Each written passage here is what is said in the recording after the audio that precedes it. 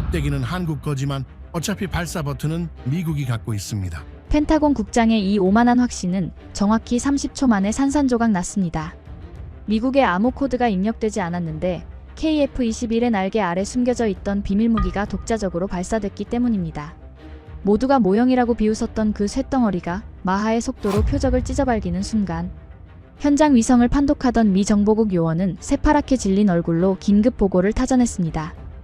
통제 불능. 한국이 우리 몰래 진짜를 숨겨두고 있었습니다. 미국의 감시망을 완벽하게 따돌린 대한민국 비밀무기에 소름 끼치는 정체 지금 공개합니다. 그만. 화면 끄세요. 눈이 다 시리네. 레이저 포인터가 툭 하고 테이블 위로 던져지는 소리가 펜타곤 제3전략회의실의 정적을 깼습니다. 스크린 위에서 번쩍거리던 그놈 한국이 기어코 만들어냈다는 KF-21의 시제기 사진이 칠흑 같은 어둠 속으로 사라졌습니다. 브리핑을 하던 신입 분석관의 얼굴이 하얗게 질리는 게 보이더군요. 그 친구 땀을 뻘뻘 흘리며 한국 엔지니어들이 이 기체를 만들기 위해 얼마나 고생했는지 외형이 F-22 랩터와 얼마나 흡사한지 침을 튀기며 설명하고 있었습니다. 참으로 귀엽지 않습니까? 저는 식어 빠진 아메리카노를 한 모금 들이키며 혀를 찼습니다. 쓴웃음이 나오더군요. 지금 저 친구는 본질을 전혀 모르고 있습니다. 전쟁은 말입니다. 겉멋든 껍데기로 하는 게 아닙니다. 자네 저게 비행기로 보이나? 제 질문에 분석관이 눈을 동그랗게 뜨며 더듬거렸습니다. 네. 그게 무슨. 공기 역학적으로 완벽한 설계를 갖췄고 스텔스 형상도. 틀렸어. 저건 그냥 비싼 플라스틱 모형이야. 저는 의자 등받이에 깊숙이 몸을 파묻으며 다리를 꼬았습니다. 한국이 보라매니 뭐니 거창한 이름을 붙여가며 출고식을 열었을 때 솔직히 워싱턴 전가는 배꼽을 잡고 웃었습니다. 그들이 간과한 치명적인 사실이 하나 있거든요. 현대 공중전의 핵심은 날렵한 날개나 강력한 엔진이 아닙니다. 바로 그 쇳덩어리에 생명을 불어넣는 뇌, 즉 소프트웨어 통제권입니다. 그리고 그 통제권은 오직 우리 미 합중국만이 쥐고 있는 성역이란 말입니다. 생각해 보십시오. 아무리 최신형 스마트폰을 만들었다 한들 운영체제가 없으면 그게 벽돌과 뭐가 다릅니까? 지금 한국이 딱 그 꼴입니다. 우리가 F-35를 팔면서 왜 그토록 소스 코드를 꽁꽁 숨겼겠습니까? 그건 단순한 기술 보호가 아닙니다. 목줄입니다. 언제든 우리가 원하면 그들의 하늘을 셧다운시킬 수 있는 절대적인 권력이죠. 그런데 감히 한국 따위가 독자 개발을 하겠다고 설쳤으니 우리 입장에선 그저 어린아이의 투정으로 보일 수밖에요.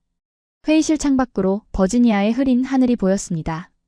10년 전 한국 국방부 대표단이 찾아와 애걸복걸하던 모습이 떠오르는군요. 4대 핵심 기술만 이전해 주십시오. A사 레이더, 적외선 탐색 장비. 이것만 있으면 우리도 할 수 있습니다. 그때 제 전임자가 뭐라고 했는지 아십니까? 코웃음을 치며 서류를 파쇄기에 넣어버렸습니다. 그건 우리가 50년 넘게 천문학적인 돈을 쏟아부어 만든 기술입니다.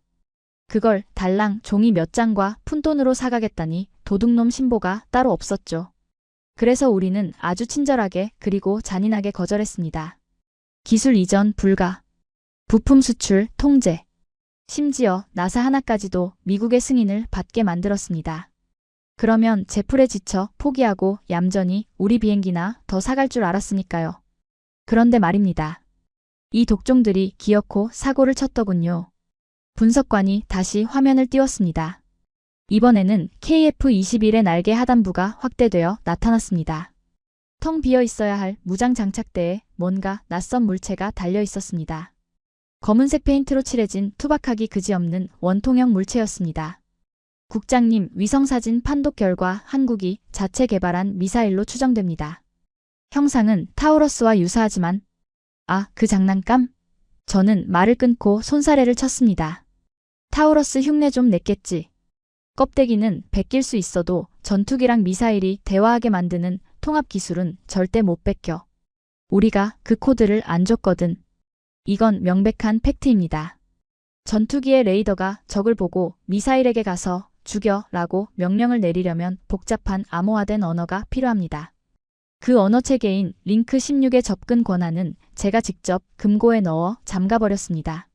즉 한국이 저 날개 밑에 뭘 달든 간에 그건 발사되지 않는 짐덩어리에 불과하다는 뜻입니다. 쏘지도 못할 미사일을 달고 날아다닌다. 그게 공중급육이지 전투기입니까? 분석관은 여전히 불안한 눈치였습니다. 하지만 국장님 첩보에 따르면 한국국방과학연구소 지하 벙커의 전력 사용량이 급증했습니다. 혹시라도 그들이 자체적인 소스 코드를 이봐 소설 쓰지 마. 저는 책상을 톡톡 두드리며 글을 타일렀습니다. 한국이 반도체 좀 만든다고 하니까 뭐든 다 할 수 있을 것 같나?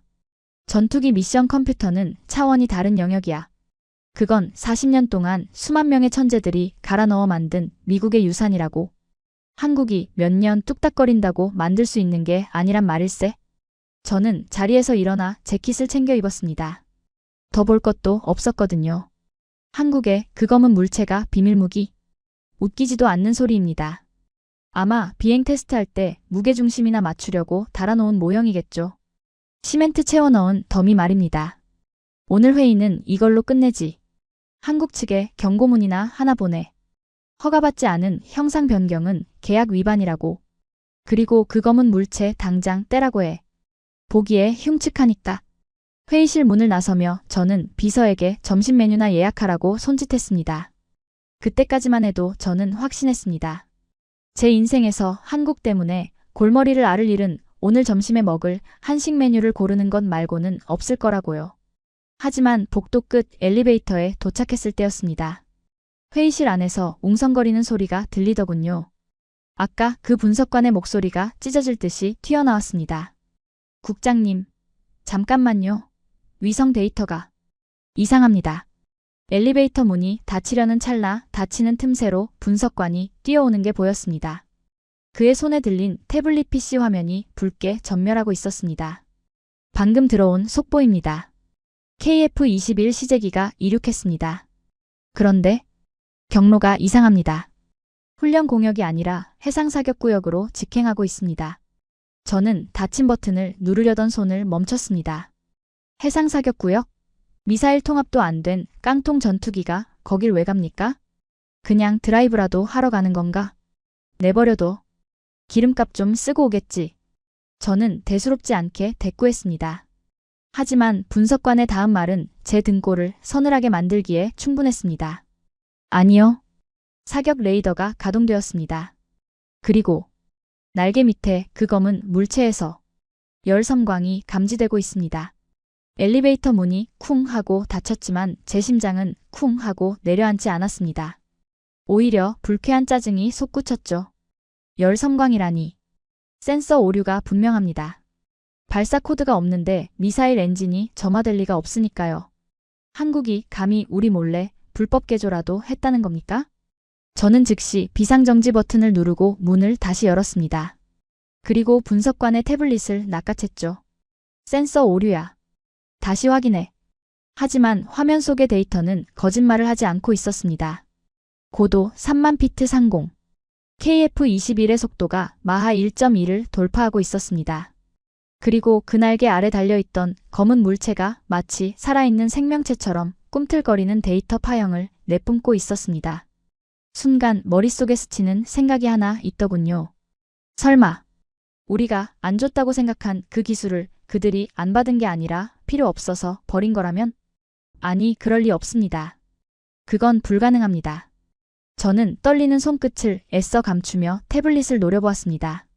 한국의 그 건방진 날갯짓이 단순한 비행이 아님을 직감한 첫 번째 순간이었습니다.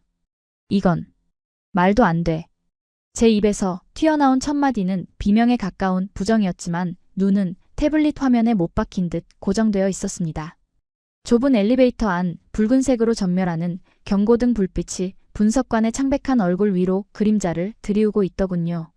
화면 속 KF-21의 비행 데이터는 여전히 살아있는 생물처럼 꿈틀대고 있었습니다.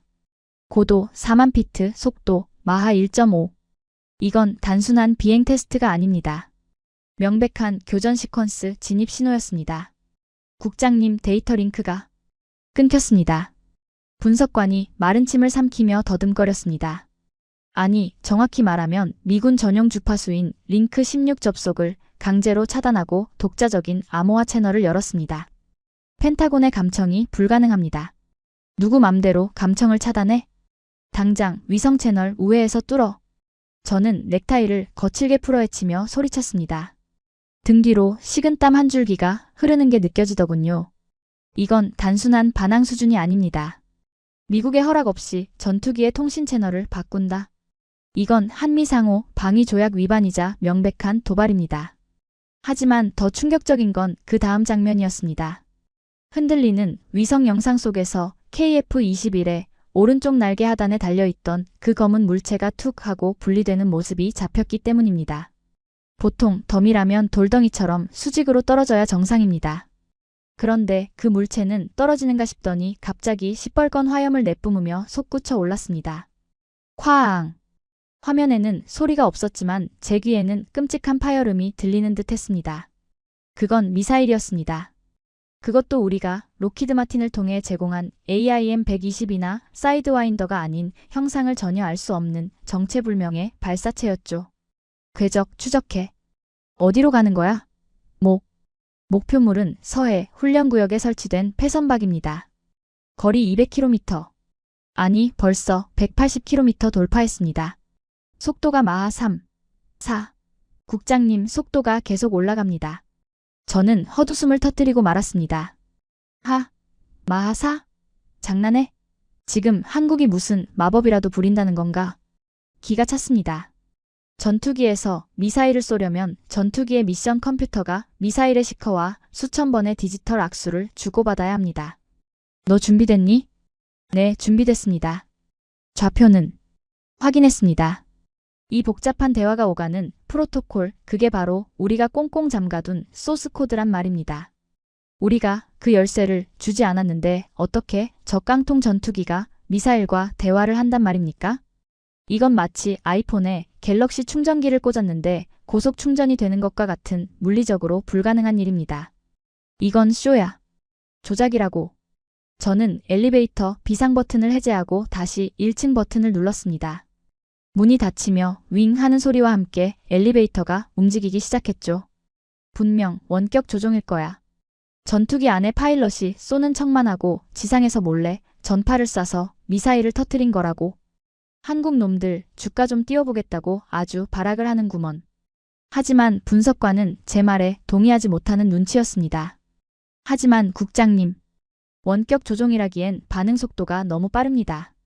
그리고 저 미사일의 비행 궤적, 스키드 투턴 방식입니다. 저건 우리도 최신형 미사일에만 적용하는 고난도 기술인데요. 시끄러워. 자네 지금 누구 편을 드는 거야? 저는 버럭 소리를 질렀습니다. 감히 내 앞에서 한국의 기술력을 칭찬해? 그것도 미국의 기술을 훔쳐서 만든 가짜를 두고. 1층 로비에 도착하자마자 저는 주머니에서 보안 전화를 꺼내 들었습니다. 수신자는 주한미군 사령부 기술고문관 마이클 대령이었습니다. 신호음이 2번 울리기도 전에 그가 전화를 받더군요. 국장님, 지금 보고 드리려던 참이었습니다. 수화기 너머로 들려오는 마이클의 목소리는 다급함을 넘어 공포에 질려 있었습니다. 주변에서는 사이렌 소리와 사람들이 고함치는 소리가 뒤섞여 아수라장이었습니다. 마이클, 당장 보고해. 저거 가짜지? 한국 애들이 쇼하는 거지? 제가 다짜고짜 물었습니다. 제발 네, 맞습니다. 단순한 퍼포먼스입니다. 라는 대답이 나오길 기대하면서요. 하지만 돌아온 대답은 제 기대를 산산조각 냈습니다. 국장님, 진짜입니다. 레이더에 잡힌 신호가 너무 선명합니다. 그리고 더 미치겠는 건 말입니다. 마이클이 숨을 헐떡이며 말을 이었습니다. 방금 우리 기술팀이 KF-21의 통신 포트를 해킹해서 로그를 뜯어봤습니다. 그런데 소스 코드가 다릅니다. 다르다니? 무슨 소리야? 미국산 코드가 아닙니다. 놈들이 자체 개발한 미션 컴퓨터를 쓰고 있습니다. 우리가 잠가놓은 문을 딴 게 아니라 아예 옆에다가 자기들이 만든 문을 새로 달아버렸다고요. 순간 저는 걷던 걸음을 멈추고 멍하니 로비 한복판에 서 있었습니다. 자체 미션 컴퓨터? 그게 말이나 됩니까? 전투기의 두뇌인 미션 컴퓨터를 개발하려면 수백만 라인의 코딩이 필요합니다. 오류 하나만 있어도 비행기는 추락합니다. 보잉도 로키드 마틴도 그걸 안정화하는데 10년이 걸렸습니다. 그런데 한국이? 반도체나 찍어내던 놈들이 불과 5년 만에 그걸 해냈다고요? 거짓말 마. 절대 불가능해. 어디서 오픈소스 같은 거 긁어다가 땜질했겠지. 저는 애써 침착함을 유지하려 애썼습니다. 만약 마이클의 말이 사실이라면 이건 단순히 기술적인 문제가 아닙니다. 미국의 무기 통제 전략이 뿌리째 흔들리는 재앙입니다. 한국이 독자적인 뇌를 가졌다는 건 더 이상 미국의 허락을 구할 필요가 없다는 뜻이니까요. 그건 제가 아니 펜타곤이 가장 두려워하는 악몽입니다. 마이클 잘 들어. 난 그 데이터 인정 못해. 저는 이를 악물며 명령했습니다. 지금 당장 오산기지에 연락해서 내 전용기 띄우라고 해. 내가 직접 한국으로 가겠어. 네. 직접 오신다고요? 하지만 규정상. 규정 따위 집어치워. 내 눈으로 직접 가서 저 사기극의 껍데기를 벗겨버릴 테니까. 그 검은 물체가 진짜 미사일인지 아니면 폭죽인지 내가 뜯어봐야겠어. 전화를 끄는 제 손은 미세하게 떨리고 있었습니다. 분노 때문일까요? 아니면 인정하기 싫은 불안감 때문일까요? 로비의 대형 스크린에는 CNN 뉴스가 흘러나오고 있었습니다. 앵커는 한국의 KF-21 테스트 비행 소식을 짤막하게 전하고 있었죠. 한국의 신형 전투기 과연 성공할 수 있을까요? 화면 속 앵커의 멘트가 비웃음처럼 들렸습니다. 그래요, 웃으라죠. 어차피 저 비행기는 제가 한국에 도착하는 순간 고철 덩어리로 전락할 테니까요. 저는 한국 국방부 장관에게 전화를 걸어 호통칠 멘트를 머릿속으로 정리했습니다. 감히 미국을 속여? 대가를 치르게 해주지. 하지만 그때는 몰랐습니다. 제가 지금 향하려는 그곳이 미국의 권위가 무너져 내리는 무덤이 될 줄은. 그리고 제가 비웃었던 그 오픈소스 땜질이 사실은 1600번의 추락 위기를 견뎌낸 엔지니어들의 피와 땀으로 만들어진 완벽한 독립이었다는 사실을 말입니다. 차 대기시켜. 앤드루스 공군기지로 간다. 저는 분석관에게 짧게 쏘아붙이고 회전문을 밀고 나갔습니다. 밖에는 차가운 비가 내리고 있었습니다. 마치 앞으로 닥칠 폭풍을 예고하듯이 말이죠. 14시간의 비행 끝에 도착한 사천의 하늘은 제 기분만큼이나 우중충했습니다. 빗방울이 전용기 창문을 사정없이 때리고 있었지만 제 머릿속은 오직 한 가지 생각으로 가득 차 있었습니다. 박살을 내주겠어. 감히 미국을 기만해? 트랩을 내려오자마자 검은색 세단이 미끄러지듯 다가왔습니다. 저는 우산을 받쳐들려는 수행원들을 거칠게 밀치고 뒷좌석에 구겨 타듯 앉았습니다. 옆자리에 앉은 마이클 대령은 마치 죄인처럼 고개를 푹 숙이고 있더군요. 그 꼴을 보니 더 화가 치밀었습니다. 도착하면 바로 경납고로 안내해. 영접 행사, 티타임 따위 다 필요 없어. 바로 그 가짜부터 볼 테니까. 제 호통에 운전병의 어깨가 움찔했습니다. 저는 창밖으로 지나가는 풍경을 노려보았습니다. 논밭과 공장이 뒤섞인 이 시골 구석에서 최첨단 전투기가 나온다는 것 자체가 코미디 아닙니까? 아마 경납고에 가면 기름때 묻은 작업복을 입은 엔지니어들이 바닥에 부품을 늘어놓고 망치질을 하고 있겠죠. 제가 들이닥치면 죄송합니다. 잘못했습니다. 라며 바짓가랑이를 붙잡고 매달릴 겁니다. 그 비굴한 표정을 보며 저는 아주 우아하게 계약 파기 서류를 던져줄 작정이었습니다. 하지만 30분 뒤 차에서 내린 제가 마주한 풍경은 제 예상을 보기 좋게 빗나갔습니다. 여기 맞아? 저도 모르게 중얼거렸습니다. 눈앞에 펼쳐진 광경은 기름 냄새 진동하는 공장이 아니었습니다. 거대한 돔 형태의 경납고는 마치 반도체 공장의 클린룸처럼 티끌 하나 없이 하얗게 빛나고 있었습니다. 바닥은 거울처럼 매끄러웠고 수십 대의 로봇팔이 정밀한 춤을 추듯 동체를 조립하고 있었습니다. 무엇보다 저를 당황하게 만든 건 그 공간을 지배하는 기이한 정적이었습니다. 수백 명의 연구원들이 오가고 있었지만 그 누구도 뛰거나 소리치지 않았습니다. 기계 소음조차 들리지 않는 이 소름 끼치는 고요함. 다급하게 변명하며 뛰쳐나올 줄 알았던 한국 측 책임자는 보이지도 않았습니다. 국장님 이쪽입니다. 보안구역이라 절차가 좀 까다롭습니다. 마이클 대령이 쭈뼛거리며 안내한 곳은 3중 차단벽으로 막힌 특별보안구역이었습니다. 입구에 서 있던 보안요원은 제가 들이민 펜타곤 아이디 카드를 보고도 눈 하나 깜짝하지 않더군요. 외부 기기 반입 금지입니다. 휴대전화, 스마트워치 전부 제출해 주십시오. 건조하기 짝이 없는 목소리였습니다. 이봐, 나 펜타곤 국장이야. 니들이 만든 비행기의 주인이 미국이라고. 제가 목소리를 높였지만 그는 기계처럼 손을 내밀고 있을 뿐이었습니다. 규정입니다. 기가 막혀서 말이 안 나오더군요. 저는 신경질적으로 휴대폰을 바구니에 던져 넣었습니다. 감히 하청업체 주제에 원청의 감사를 몸수색해? 이 건방진 태도, 나중에 보고서에 보안규정 남용으로 붉은 줄을 그어주리라 다짐하며 안으로 들어섰습니다. 육중한 철문이 열리자 드디어 그 녀석이 모습을 드러냈습니다. KF-21 CJ 1호기. 조명 아래 번들거리는 회색 기체는 인정하기 싫지만 아름다웠습니다. 이음새 하나 보이지 않는 매끄러운 스텔스 형상, 날카롭게 뻗은 카나드 날개. 사진으로 볼 때와는 위압감이 달랐습니다. 하지만 저는 감탄 대신 콧방귀를 뀌었습니다. 겉만 번지르르하게 닦아놨군. 어서 오십시오. 기다리고 있었습니다. 기체 아래에서 한 남자가 걸어 나왔습니다. 헐렁한 흰색 영국 가운, 며칠은 못 감은 듯한 헝클어진 머리, 그리고 뿔테 안경 너머로 보이는 퀭한 눈. 한국형 전투기 개발 총괄 책임자 한 박사였습니다.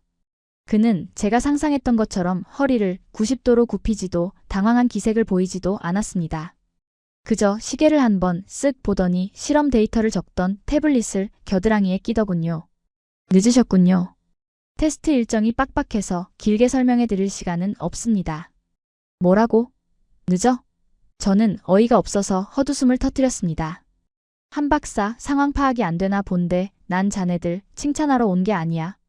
어제 그 미사일쇼 해명 들으러 온 거라고. 저는 뚜벅뚜벅 걸어가 기체의 노즈콘을 손가락으로 툭툭 쳤습니다. 이 안에 들어있는 레이더, 우리가 기술 이전 거부한 A사 맞지? 껍데기는 그럴듯하게 만들었네. 근데 알맹이는 어디서 훔쳐왔나? 아니면 중국산 짝퉁을 끼워 넣었나? 제 도발적인 질문에도 한 박사의 표정은 변화가 없었습니다. 마치 벽을 보고 이야기하는 기분이 들 정도로 차분했죠. 그는 조용히 옆에 있던 엔지니어에게 손짓했습니다. 사다리 가져와. 국장님이 직접 보고 싶으시다는데 열어드려야지. 그의 지시에 엔지니어들이 기수 부분의 점검창을 열기 시작했습니다. 저는 팔짱을 끼고 득이양양하게 지켜봤습니다. 뚜껑을 여는 순간 엉망진창으로 얽힌 전선과 조잡한 땜질 자국이 드러날 테니까요. 그 꼴을 사진으로 찍어서 전 세계에 공개하면 K방산의 신화는 하루아침에 웃음거리가 될 겁니다. 자, 보시죠. 한 박사가 비켜서며 공간을 내주었습니다. 저는 사다리에 올라타 안을 들여다보았습니다. 어디 보자. 얼마나 엉망인지. 하지만 그 다음 순간 제 입에서 나오려던 비웃음은 목구멍 안으로 쏙 들어가 버렸습니다. 그곳에는 제가 기대했던 혼돈이 없었습니다. 대신 강박적인 질서가 존재하고 있었습니다. 수천 가닥의 케이블은 마치 자로 잰 듯 완벽하게 정리되어 있었고 각 부품에는 QR코드와 제작자의 실명이 레이저로 각인되어 있었습니다. 무엇보다 충격적인 건 메인 프로세서 유닛에 박힌 로고였습니다. 인텔도 AMD도 아닌 처음 보는 태극 문양의 칩셋. 이게 뭐야? 제가 당황하며 묻자 아래에서 한 박사의 건조한 목소리가 들려왔습니다. 저희가 직접 설계한 쿼드코어 미션 컴퓨터입니다. 미제 부품은 단 하나도 없습니다. 나사 하나까지 전부 국산화했죠. 덕분에 당신네들이 걸어 잠근 소스 코드 따위 필요가 없어졌습니다. 저는 믿을 수 없다는 듯 고개를 저으며 사다리에서 내려왔습니다. 거짓말. 5년 만에 이걸 다 개발했다고? 미국도 20년이 걸린걸? 이건 사기야. 분명 어딘가에 숨겨진 꼼수가 있을 거야. 저는 경납고를 미친 사람처럼 돌아다니기 시작했습니다. 이 완벽함 뒤에 숨겨진 치명적인 결함을 찾아내야 했습니다. 그런데 구석진 곳에 놓인 야전 침대들이 눈에 들어오더군요. 수십 개의 낡은 야전 침대. 그 위에는 쪽잠을 자고 있는 연구원들이 시체처럼 널브러져 있었습니다. 컵라면 용기가 산처럼 쌓여 있었고 화이트보드에는 깨알같은 수식과 함께 D-Day까지 땡땡 시간 1600회차 시뮬레이션 완료라는 문구가 붉게 적혀 있었습니다. 그들의 얼굴은 하나같이 흑빛이었지만 잠꼬대조차 코드를 읊조리는 듯 했습니다. 그 풍경은 묘하게 섬뜩했습니다. 이건 단순한 직장이 아닙니다. 마치 종교 집단 아니면 전쟁터의 참호 같았습니다. 저 사람들, 집에 안 갑니까? 제가 멍하니 묻자 한 박사가 안경을 고쳤으며 대수롭지 않게 대답하더군요. 집이요? 여기가 집입니다. 지난 4년 동안 우리 팀원 중 절반은 연구소 밖을 나간 적이 없습니다. 추석, 설날, 크리스마스. 전부 반납했죠. 그는 잠들어 있는 연구원에게 담요를 덮어주며 말을 이었습니다. 미국이 기술을 안 주겠다고 했을 때 우리는 선택해야 했습니다. 포기하고 무릎 꿇을 것인가 아니면 미친 듯이 갈아 넣어서라도 만들어낼 것인가? 보시다시피 우리는 후자를 택했습니다. 그의 말에서 느껴지는 건 긍지가 아니었습니다. 그건 지독한 도끼였습니다. 하지만 저는 그 도끼를 인정하고 싶지 않았습니다. 저런 무식한 노력으로 첨단 기술을 따라잡는다니 그건 비과학적이고 야만적인 방식이니까요. 미련하군요. 효율성이 떨어져. 사람이 잠을 안 자면 실수를 하게 되어 있어. 분명 이 비행기 어딘가에 치명적인 오류가 숨어 있을 겁니다. 내가 그걸 찾아낼 거고. 저는 애써 그들의 노력을 폄하하며 고개를 돌렸습니다. 하지만 등 뒤에서 느껴지는 한 박사의 시선은 서늘했습니다. 찾아보십시오. 하지만 쉽지 않을 겁니다. 우리는 실수를 용납하지 않거든요.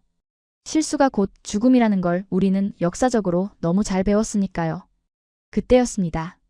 경납고의 붉은 경광등이 회전하며 요란한 사이렌이 울려 퍼졌습니다. 뭐야? 무슨 일이야? 제가 놀라 주변을 두리번거리자 좀 전까지 시체처럼 자고 있던 연구원들이 벌떡 일어나더니 일사불란하게 제자리로 뛰어갔습니다.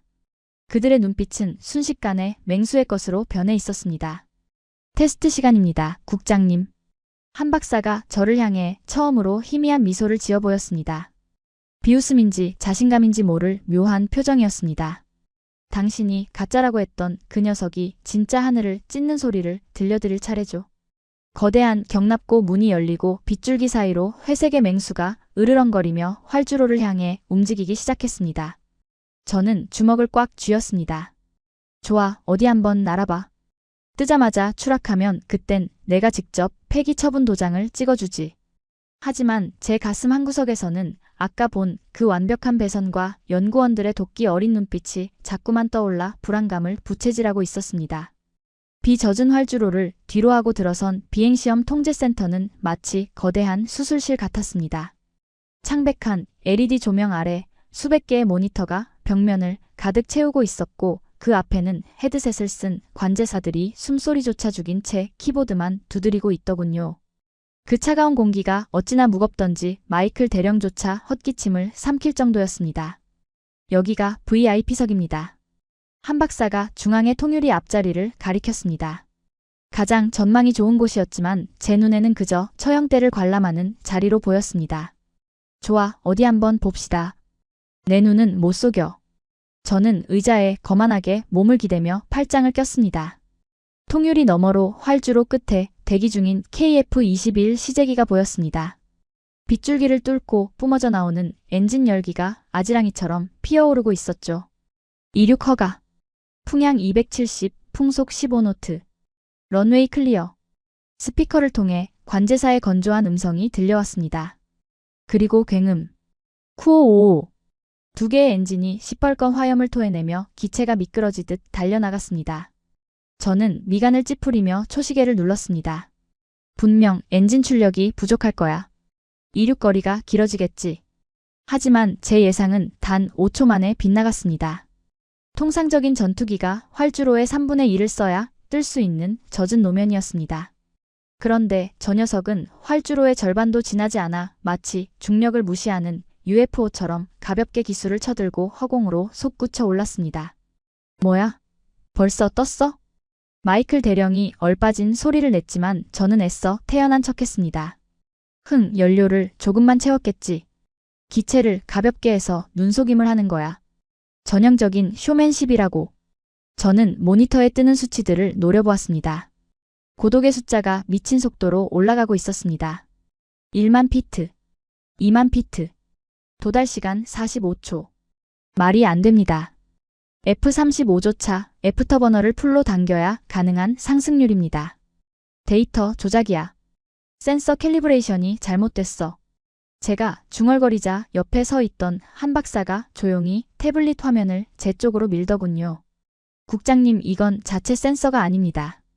지금 오산 공군기지 레이더와 연동된 실시간 로우 데이터입니다. 의심되시면 오산에 직접 확인해 보시죠. 화면에는 미군이 운용하는 레이더망이 포착한 KF-21의 항적이 선명한 붉은 점으로 찍혀 있었습니다. 조작할 수 없는 명백한 미국의 데이터였습니다. 상승은 누구나 해. 중요한 건 기동성이지.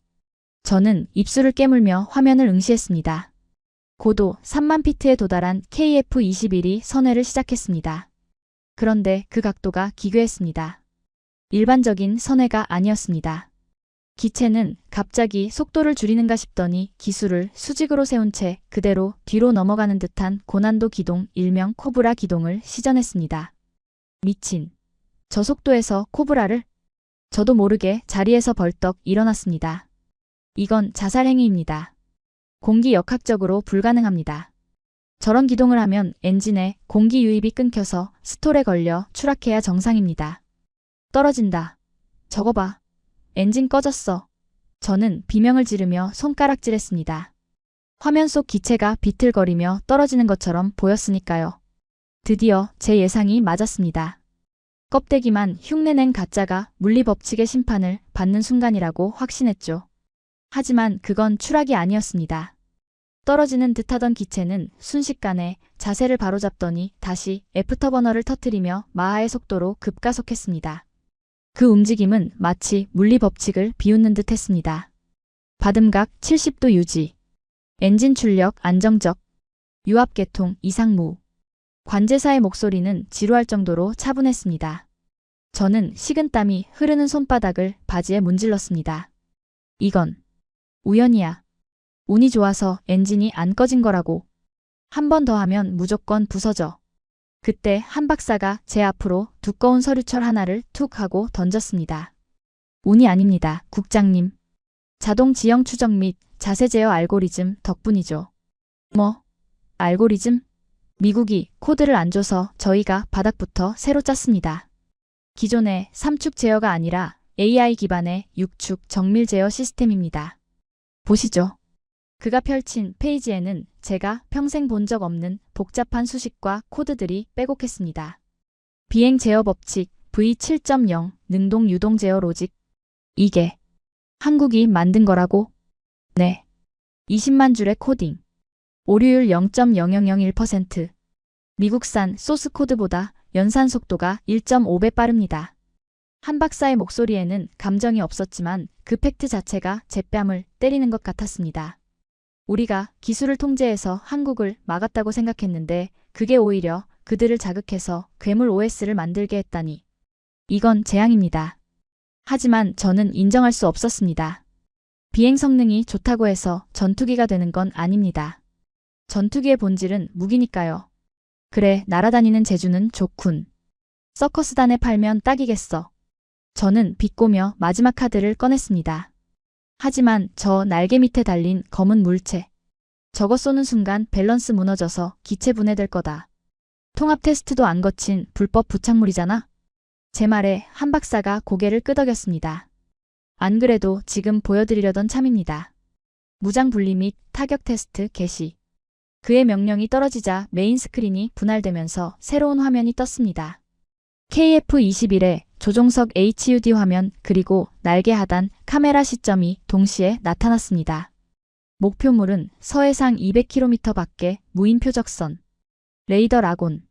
조종사의 짧은 외침과 함께 HUD 화면에 붉은색 사각형이 목표물을 잡았습니다. 그런데 그 라곤 속도가 이상했습니다. 보통의 기계식 레이더는 목표를 잡는데 2-3초가 걸립니다. 하지만 저건 0.1초? 아니, 조종사가 보기도 전에 이미 잡혀 있었습니다. 잠깐, 저 레이더. 해상도가 왜 저래? 저는 모니터 가까이 얼굴을 들이밀었습니다. 표적선의 갑판 위에 있는 컨테이너 박스에 글씨까지 보일 정도로 선명했습니다. 합성 개구 레이더 모드입니다. 국산 A사 레이더의 성능이죠. 탐지 거리 300km, 동시 추적 표적 20개. 한 박사가 옆에서 설명충처럼 읊조렸지만 제 귀에는 윙윙거리는 이명만 들렸습니다. 미국의 APG-81 레이더와 동급, 아니 해상도는 더 높아. 이 데이터를 본국에 보고하면 펜타곤의 기술자들은 전부 해고당해야 할 판입니다. 무장 발사 카운트다운 3, 2, 1.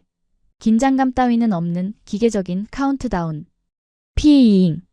날개 아래 달려있던 그 검은 물체, 아니 대한민국 비밀무기 철룡이 하얀 연기를 내뿜으며 분리되었습니다. 기체는 미동도 하지 않았습니다. 밸런스가 무너지기는커녕 미사일이 떨어진 반동을 자동 제어 시스템이 순식간에 상쇄해버렸기 때문입니다. 이제부터가 진짜입니다. 저거 어디로 날아가는지 봐. 통제 잃고 민가로 떨어지면 국제재판감이야. 제가 악을 썼습니다. 유도 기능이 없는 멍텅구리 미사일일 게 분명하니까요. 하지만 화면 속의 미사일은 마치 살아서 의지를 가진 맹수처럼 바다 위를 스치듯 낮게 깔려 날아가고 있었습니다. 일명 시스키밍 비행. 고도 5m 유지. 속도 마하 0.9. 경유지 1통과. 데이터 로그가 폭포수처럼 쏟아졌습니다.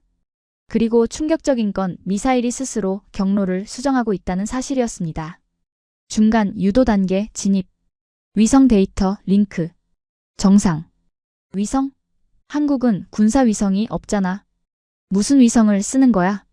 제가 따지듯 묻자 통제실 구석에 앉아있던 한 연구원이 조용히 대답했습니다. 저희 독자 통신 위성 아나시스 2호와 연동 중입니다. 미국 GPS 의존도 0%입니다. 쿵.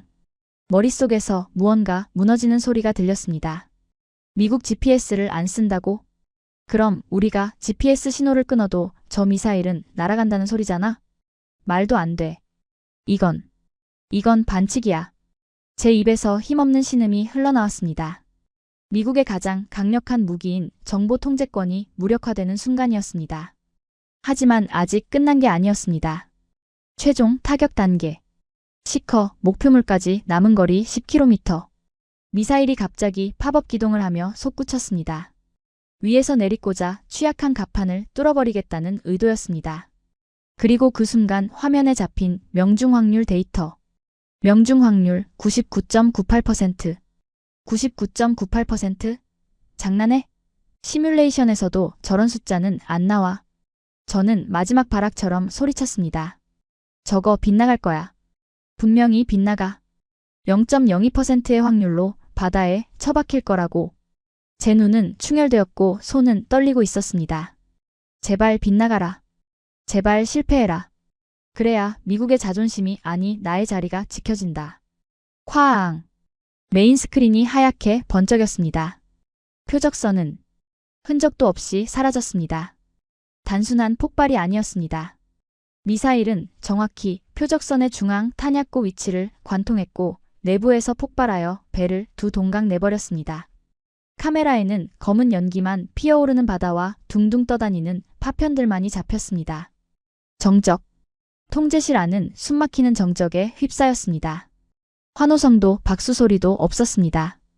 그저 연구원들은 묵묵히 데이터를 기록하고 다음 테스트 항목을 체크할 뿐이었습니다. 그들에게 이건 기적이 아니라 수만 번의 계산 끝에 얻어낸 당연한 결과값이었기 때문입니다. 저는 멍하니 그 화면을 바라보며 뒷걸음질 쳤습니다. 다리가 풀려 주저앉을 뻔한 걸 마이클 대령이 겨우 부축했습니다. 국장님, 괜찮으십니까? 이거 꿈이지?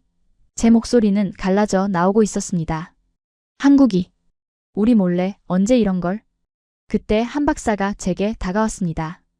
그의 손에는 방금 출력된 따끈따끈한 테스트 결과 보고서가 들려 있었습니다. 꿈 아닙니다, 국장님. 현실이죠.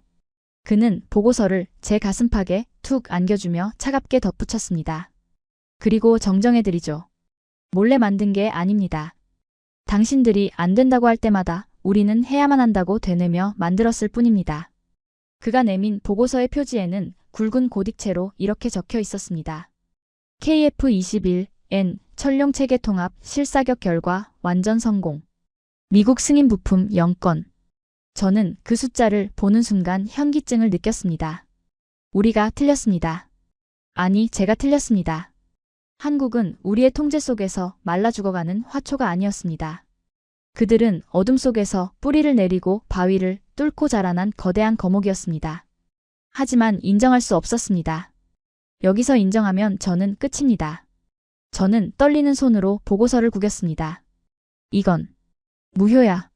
국제법 위반이라고. 내가 워싱턴에 보고하면 너희는 끝장이야. 경제 제재를 때려서라도 이 프로젝트 엎어버릴 거야. 논리가 박살나자 저는 비겁한 협박을 꺼내 들었습니다.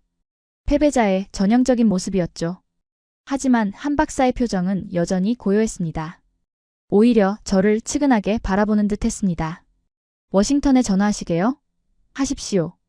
하지만 그 전에 그가 손가락으로 벽면의 다른 모니터를 가리켰습니다. 뉴스부터 보시는 게 좋을 겁니다. 무슨 소린가 싶어 고개를 돌린 곳에는 CNN 속보가 뜨고 있었습니다. 속보 화면 속 앵커의 뒤로 방금 우리가 본 그 장면. KF-21이 천룡을 발사해 표적을 박살내는 영상이 전 세계로 송출되고 있었습니다. 어떻게? 이건 비공개 테스트잖아. 비공개였죠. 당신들이 오기 전까지는. 한 박사가 안경을 고쳤으며 나지막히 말했습니다. 하지만 당신들이 딴지를 걸게 뻔해서 저희가 라이브 피드를 전 세계 군사 전문가들에게 오픈했습니다. 이미 주문 문의가 폭주하고 있더군요. 제 휴대폰이 진동하기 시작했습니다. 발신자는 펜타곤 장관, 그리고 그 뒤로 로키드 마틴 CEO, 보잉 회장의 이름이 줄줄이 뜨고 있었습니다. 저는 휴대폰을 떨어뜨릴 뻔했습니다. 이제 돌이킬 수 없습니다. 제가 부정하려던 그 진실이 이미 전 세계를 덮쳐버렸으니까요. 통제실의 차가운 에어컨 바람이 마치 제 목을 조르는 사신의 손길처럼 느껴졌습니다. 진동하는 휴대폰이 마치 제 손 안에서 터지려는 수류탄처럼 느껴졌습니다. 화면에 뜬 이름은 시그뎁, 미 국방부 장관이었습니다. 저는 마른 침을 삼키며 통화 버튼을 눌렀습니다. 내 속에서는 이미 수십 가지의 변명거리가 팽이처럼 돌고 있었죠. 한국이 데이터를 조작했다. 일시적인 기계 오류다. 저건 CG일 가능성이 높다. 등등. 장관님, 설명해 드리겠습니다. 지금 CNN에 나오는 건 한국 측의 교묘한 입 닥치게 국장. 수화기 너머로 들려온 건 제가 예상했던 불호령이 아니었습니다. 그건 영하 20도의 얼음장처럼 차가운 손절의 목소리였습니다. 자네가 지난달에 올린 보고서 기억하나? 한국의 KF-21은 깡통이며 독자 미사일 개발 능력은 전무하다.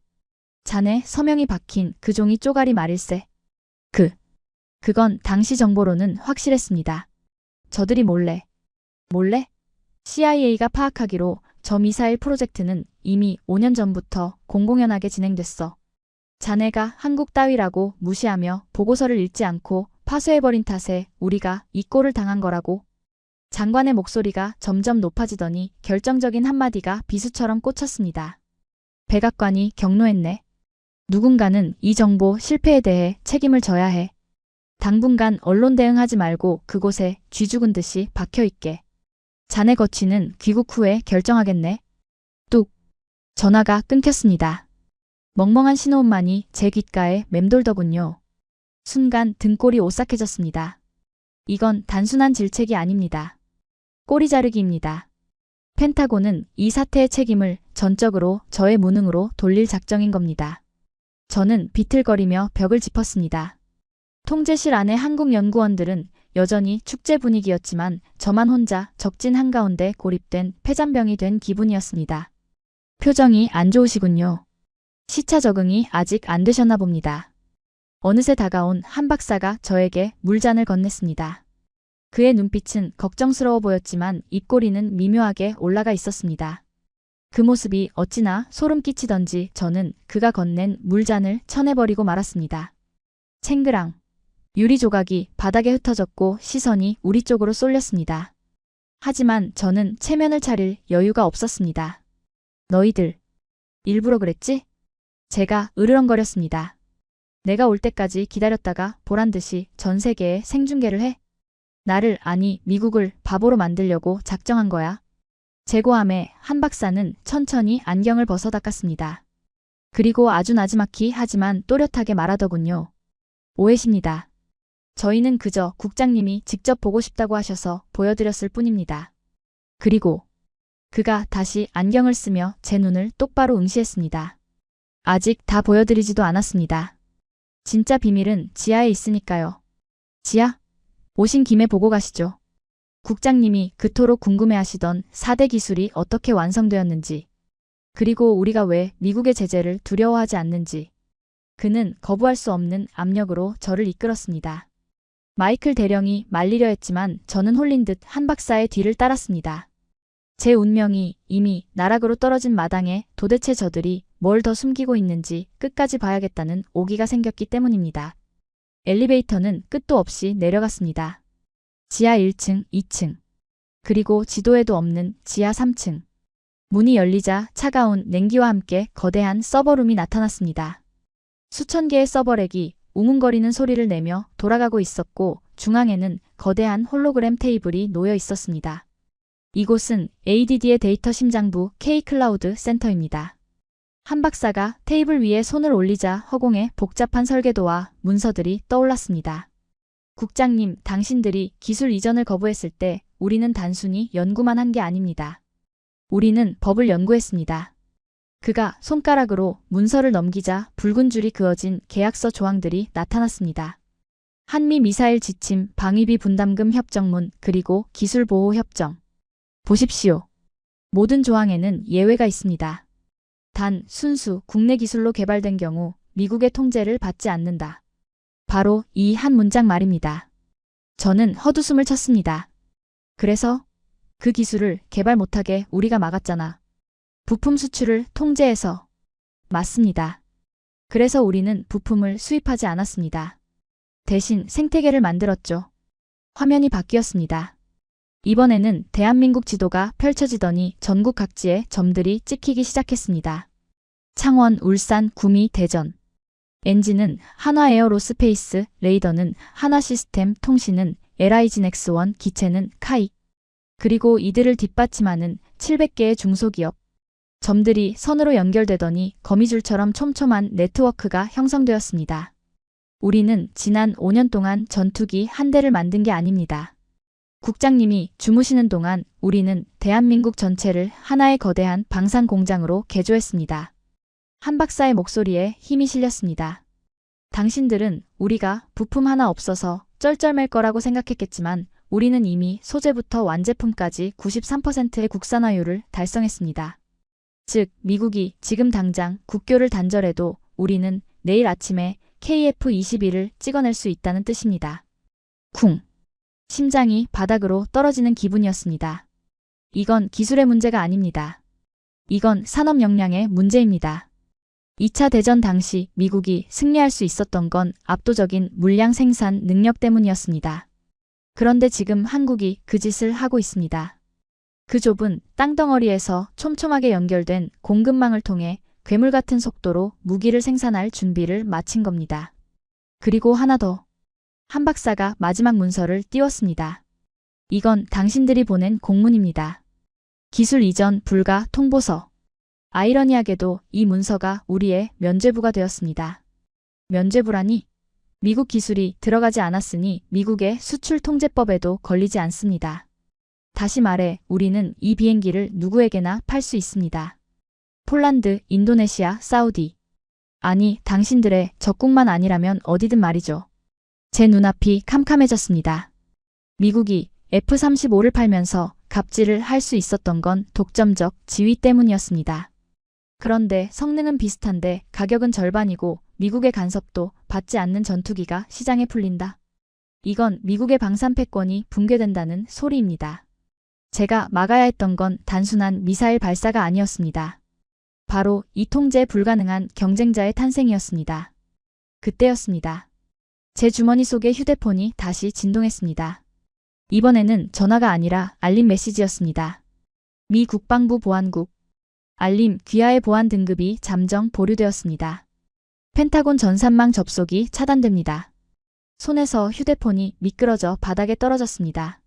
접속 차단. 그건 군인으로서 그리고 관료로서의 사형 선고나 다름없습니다. 본국은 이미 저를 버렸습니다. 저는 이제 미국의 국장이 아니라 한국의 비밀기지 지하에 갇힌 무력한 이방인일 뿐이었습니다. 국장님 괜찮으십니까? 한 박사의 목소리가 아득하게 들려왔습니다. 저는 떨리는 목소리로 중얼거렸습니다. 함정이야. 이건 처음부터 너희가 판 함정이었어. 기술을 달라고 애원한 것도, 미사일 통합을 요청한 것도 우리가 거절하게 만들어서 명분을 쌓으려는 연기였어. 제 깨달음에 한 박사는 부정하지 않았습니다. 그저 싸늘한 미소로 답할 뿐이었죠. 연기라니요. 우리는 절박했습니다. 다만 거절당할 때마다 우리는 더 강해지는 법을 배웠을 뿐입니다. 그리고 이제 그가 뒤를 돌아보며 홀로그램 화면을 껐습니다. 데이터룸이 다시 어둠에 잠겼습니다. 오직 비상등 불빛만이 그의 얼굴을 기괴하게 비췄습니다. 이제 당신이 선택할 차례입니다, 국장님. 버림받은 패배자로 돌아가시겠습니까? 아니면 그가 제게 다가와 어깨를 툭 쳤습니다. 우리가 준비한 진짜 쇼의 증인이 되시겠습니까? 저는 대답할 수 없었습니다. 공포와 경외심 그리고 패배감이 뒤섞여 목소리가 나오지 않았기 때문입니다. 대한민국. 이 작은 나라는 제가 알던 그 순한 양이 아니었습니다. 그들은 웃는 얼굴로 칼을 갈았고 침묵 속에서 성을 쌓았습니다. 그리고 이제 그 성문의 빗장이 풀렸습니다. 준비한 쇼의 증인이 되시겠습니까? 한 박사의 그 질문은 제게 선택권을 주는 척했지만 실상은 거부할 수 없는 통보였습니다.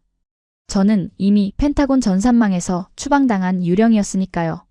제 손에 들린 스마트폰은 이제 아무런 기능도 하지 못하는 검은 벽돌에 불과했습니다. 워싱턴의 화려한 사무실, 푹신한 의자, 저를 향해 굽실거리던 로비스트들.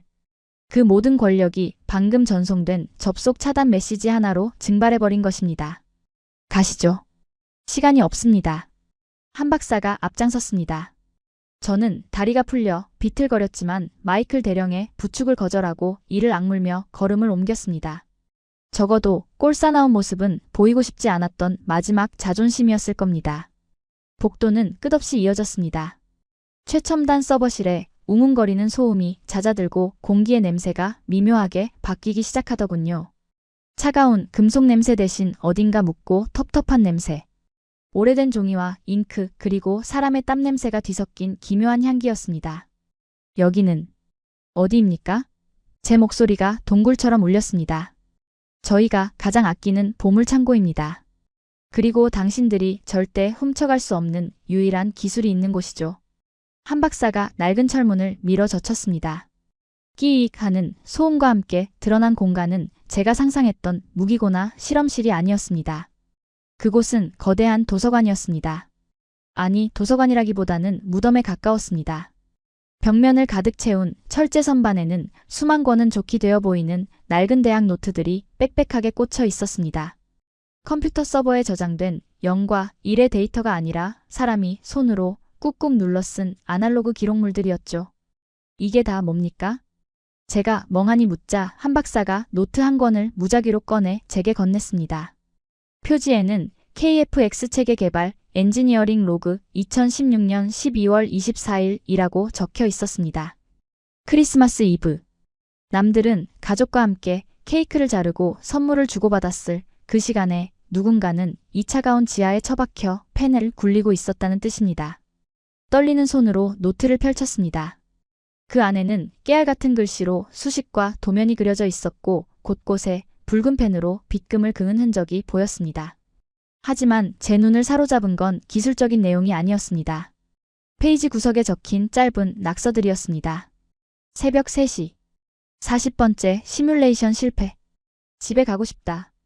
딸아이 생일인데 못 갔다. 나중에 아빠가 만든 비행기 보여주면 용서해줄까? 미국 놈들이 기술 안 준다고 팀장이 울었다. 나도 울었다. 오기가 생긴다. 두고 보자. 페이지를 넘길 때마다 종이가 쭈글쭈글하게 울어있는 게 느껴졌습니다. 땀 자국인지 눈물 자국인지 아니면 먹다 흘린 컵라면 국물 자국인지 모를 얼룩들이 선명하더군요. 저는 숨이 턱 막혔습니다. 펜타곤의 그 어떤 보고서에서도 맡을 수 없었던 지독하고 처절한 사람의 냄새가 코를 찔렀기 때문입니다. 우리가 슈퍼컴퓨터가 없어서 손으로 계산한 게 아닙니다. 한 박사가 제 옆에 서서 씁쓸하게 웃었습니다. 미국이 소스 코드를 안 줬을 때 우리는 0에서부터 시작해야 했습니다. 참고할 교과서도 물어볼 스승도 없었죠. 그래서 우리는 실패를 기록하기 시작했습니다. 왜 틀렸는지 어디서 막혔는지 하나하나 손으로 쓰면서 뼈에 새긴 겁니다. 그는 벽면을 가득 채운 수만 권의 노트들을 가리켰습니다. 저게 바로 그 기록입니다. 10년 동안 우리가 겪은 12,400번의 실패. 당신들은 완성된 결과만 보고 기적이라고 부르지만 우리에게 저건 피해 기록입니다. 저는 아무 말도 할 수 없었습니다. 미국의 엔지니어들을 떠올려 보았습니다. 그들은 퇴근 시간이 되면 칼같이 노트북을 덮습니다. 연봉 협상 시즌이 되면 경쟁사로 이직하겠다고 협박을 하죠.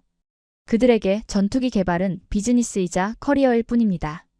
하지만 이 노트 속에 담긴 건 비즈니스가 아니었습니다. 이건 한이었습니다. 무시당한 자들의 분노, 지키고 싶은 것에 대한 집착, 그리고 국가라는 거창한 단어 뒤에 숨은 개인들의 처절한 희생. 국장님은 아까 물으셨죠. 미국 GPS를 끊어도 어떻게 미사일이 날아가냐고. 한 박사가 제 손에서 노트를 부드럽게 가져가며 말했습니다. 답은 여기 있습니다. 우리 연구원들은 기계가 멈추면 손으로 계산했고 전기가 끊기면 촛불을 켜고 코드를 짰습니다. 시스템이 아니라 사람의 집념이 그 미사일을 날린 겁니다. 그러니 당신들이 아무리 제재를 가하고 전산을 차단해도 소용없습니다. 사람의 마음까지 해킹할 순 없으니까요. 쿵. 그 말이 제 심장을 강타했습니다. 저는 그동안 무엇과 싸우고 있었던 걸까요? 고작해야 작은 나라의 기술력을 견제한다고 생각했습니다. 서류 몇 장으로 밟을 수 있는 싹이라고 믿었습니다. 하지만 제가 마주하고 있는 건 기술이 아니었습니다. 그건 수천 명의 인생이 뭉쳐진 거대하고 단단한 바위였습니다. 제가 계란을 던져봐야 저 바위는 흠집 하나 나지 않을 겁니다. 오히려 깨지는 건 제 쪽이겠죠. 나는 목이 메어 말이 잘 나오지 않았습니다. 오만함이 빠져나간 자리에 밀려든 건 참을 수 없는 부끄러움이었습니다. 나는 당신들이 그저 돈 벌려고 흉내나 내는 줄 알았소. 돈이요? 한 박사가 피식 웃더군요. 여기 있는 수석 연구원들 연봉 당신네 로키드 마틴 신입사원보다 적습니다. 돈 보고 했으면 진작에 다 도망갔겠죠. 그는 선반 위에 놓인 낡은 운동화 한 켤레를 툭 쳤습니다. 밑창이 다 달아빠진 흙투성이 작업하였습니다. 저거 과로로 순직한 우리 막내 연구원 신발입니다.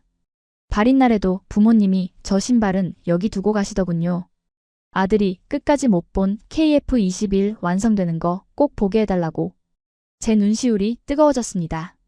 펜타곤의 냉혈한이라 불리던 제가 적국의 지하 벙커에서 눈물을 흘리게 될 줄은 꿈에도 몰랐습니다. 이건 패배입니다. 완벽한 패배. 기술력의 차이가 아닙니다. 정신의 차이입니다. 미국은 이미 잃어버린 2차 대전 당시에 그 헝그리 정신이 이곳에는 화석처럼 아니 용암처럼 펄펄 끓고 있었습니다. 제가 틀렸습니다. 제 입에서 기어코 그 말이 흘러나왔습니다. 쥐구멍이라도 있으면 숨고 싶었지만 동시에 가슴 한구석이 뻥 뚫리는 듯한 해방감이 느껴졌습니다. 당신들은 존경받을 자격이 있습니다. 그 순간 지상의 통제실에서 웅장한 진동이 전해져 왔습니다. 2차 비행 테스트가 시작된 모양입니다. 천장을 울리는 그 굉음이 예전에는 소음으로 들렸지만 지금은 다르게 들리더군요. 그건 수만 권의 노트 속에 갇혀있던 그들의 피땀이 마침내 하늘을 향해 포효하는 소리였습니다. 한 박사가 저에게 손을 내밀었습니다. 인정해 주셔서 감사합니다. 하지만 감상은 나중에 하시죠. 국장님이 보셔야 할 진짜 피날레가 남았으니까요. 피날레? 미국이 버린 국장님을 우리가 다시 영웅으로 만들어드릴 수 있는 카드입니다. 물론 우리 편에 서신다면 말이죠. 그의 제안은 달콤했고 치명적이었습니다. 미국으로 돌아가 불명예 퇴진을 당할 것인가 아니면 이들과 손을 잡고 진실을 폭로하는 내부 고발자가 될 것인가. 저는 낡은 노트를 다시 한번 쓰다듬었습니다. 그 울퉁불퉁한 종이의 질감이 제 손끝을 타고 전해져 왔습니다. 선택의 여지는 없었습니다. 이미 제 마음속의 저울은 펜타곤의 훈장이 아니라 이 낡은 노트 쪽으로 기울어져 있었으니까요. 안내해 주시오, 박사. 저는 옷매무새를 가다듬으며 고개를 들었습니다. 당신들이 만든 그 괴물이 세상을 어떻게 뒤집을지 내 두 눈으로 똑똑히 봐야겠소. 지하 벙커의 차가운 공기가 이제는 묘하게 상쾌하게 느껴졌습니다. 저는 한 박사의 뒤를 따라 더 깊고 어두운 하지만 진실이 기다리고 있는 그곳으로 발걸음을 옮기고 있습니다. 지하 벙커에 묵은 종이 냄새를 뒤로하고 다시 지상으로 올라가는 엘리베이터 안, 저는 마치 심해에서 급격하게 수면 위로 끌려 올려진 잠수부처럼 현기증을 느끼고 있었습니다. 귓가에는 방금 본 그 낡은 노트들이 사각거리는 환청이 들렸고 눈앞에는 달아빠진 운동화의 잔상이 어른거렸으니까요. 속이 안 좋아 보이십니다. 한 박사가 건조하게 물었지만 저는 대답할 힘조차 없었습니다. 그저 고개를 떨군 채 제 손에 들린 먹통이 된 휴대폰만 만지작거릴 뿐이었죠. 펜타곤의 접속 차단. 그건 단순한 해고가 아니었습니다. 제 인생 전체에 대한 삭제 명령이었습니다. 30년 동안 성조기에 충성했고 미국의 이익을 위해 수단과 방법을 가리지 않았던 저의 모든 과거가 전송 실패라는 네 글자와 함께 허공으로 증발해버린 겁니다. 나는 이제 아무것도 아니다. 패배감. 그것은 끈적하고 차가운 뱀처럼 제 목을 조여왔습니다. 띵 하는 소리와 함께 엘리베이터 문이 열렸습니다. 이번에 도착한 곳은 지하가 아닌 건물의 최상층인 스카이덱이었습니다. 투명한 유리돔으로 이루어진 이곳에서는 4천 비행장의 전경은 물론 남해 바다의 수평선까지 한눈에 들어왔습니다. 비는 그쳐 있었고 구름 사이로 쏟아지는 햇살이 눈부시게 활주로를 비추고 있더군요. 하지만 그 아름다운 풍경조차 제게는 처형장의 조명처럼 느껴질 뿐이었습니다. 자, 보시죠. 이것이 우리가 준비한 진짜 피날레입니다. 한 박사가 가리킨 곳에는 방금 전 미사일 테스트를 마친 KF-21 시제기가 활주로 끝에서 다시 엔진을 예열하고 있었습니다. 그런데 뭔가 이상했습니다. 홀로 서 있는 줄 알았던 KF-21의 양옆으로 크기가 훨씬 작은 회색 기체 3대가 나란히 도열하고 있었기 때문입니다. 조종석이 없는 기체. 매끈한 가오리 모양의 스텔스 형상. 저건 무인기잖아? 제가 눈을 가늘게 뜨고 묻자 한 박사는 고개를 끄덕였습니다.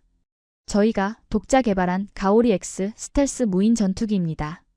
오늘 테스트의 핵심은 미사일 발사가 아닙니다. 바로 유무인 복합체계의 실전 검증이죠. 순간 저는 숨을 들이켰습니다. 멈티. 전투기 한 대가 여러 대의 무인기를 거느리고 다니며 정찰과 공격을 대신시키는 기술.